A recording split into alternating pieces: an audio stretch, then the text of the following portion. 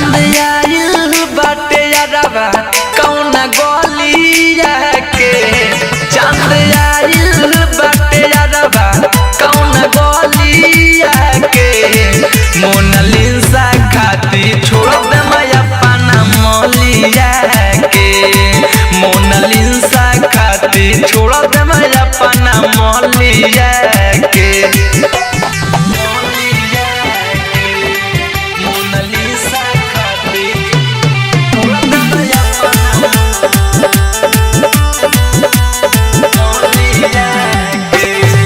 नागिन खानी बदे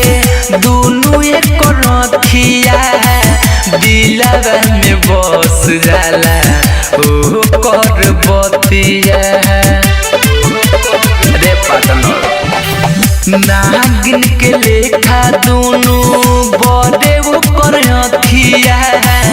दिलवा में बस जाला ओ कर बतिया हम भइनी दीवाना कौन बलिया के हम भइनी दीवाना कौन बलिया के मोनालिसा खाती छोड़ दे माया पाना मलिया के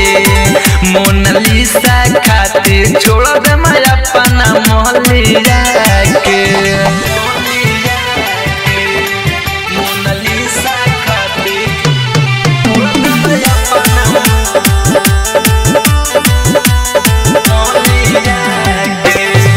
शीतल प्रेमी मुना कहता रे बात रे दिलवा में गड़ल बाटे ओ करया खरे शीतल रोशन सुन